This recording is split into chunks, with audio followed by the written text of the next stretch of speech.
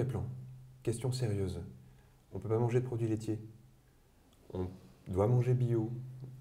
A priori, la cuisson, elle n'est pas toujours bonne. C'est pas grave. Et vous insistez sur le gluten aussi. C'est-à-dire que mais du gluten, il y en a un peu partout.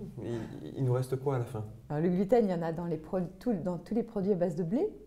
Donc les pizzas, les pâtes, tous ces trucs-là. Hein. Et dans les McDo, machin. Alors on me dit, qu'est-ce que je peux manger? Alors si vous me posez cette question-là, déjà, c'est que vous mangez mal. Ça veut dire que vous mangez très souvent de ces produits-là.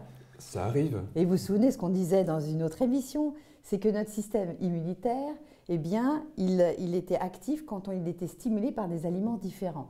Donc si vous passez de votre pain aux pâtes, au gâteau, au machin truc, c'est que déjà vous mangez mal.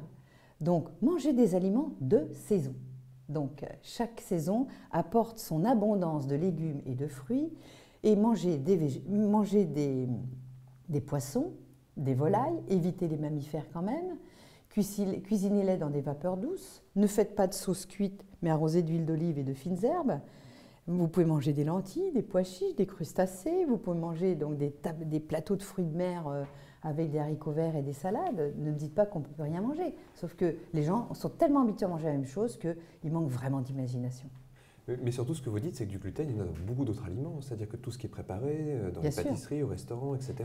Le problème, c'est que c'est l'industrie qui est devenue votre cuisinier. Les gens sont devenus feignants. Ils ne savent même pas qu'on peut manger un petit morceau de poisson avec un bout de fenouil qu'on va couper en morceaux, des haricots verts et des pommes de terre à la vapeur. Tout ça peut cuire sur le même tamis. Ça cuit en un quart d'heure. Vous servez à base d'huile d'olive et des herbes du moment, un peu de curcuma pour les antioxydants et du poivre.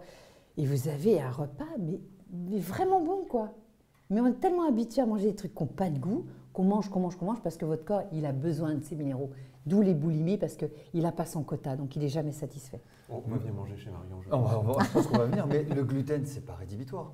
C'est pas rédhibitoire, mais... C'est moins rédhibitoire que les produits laitiers. C'est moins rédhibitoire, mais il faudra en manger 1 jour sur 5. 1 jour sur 5, pour préserver le renouvellement cellulaire de l'intestin. Donc le jour gluten, hop, et dans 5 jours vous y reviendrez, mais vous n'en mangez pas pendant 5 jours. Là, ça nous laisse une petite fenêtre thérapeutique. Mangez du riz, mangez du quinoa, mangez du sarrasin, etc. De toute façon, on mange trop de céréales. Hein.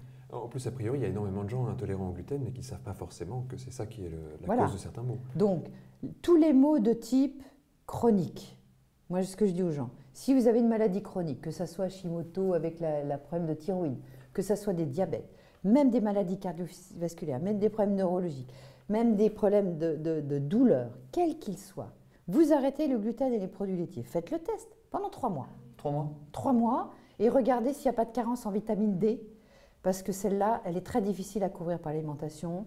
Le magnésium, tant qu'à faire un magnésium biodisponible, peut-être du zinc et basta, quoi. On n'a besoin de rien d'autre.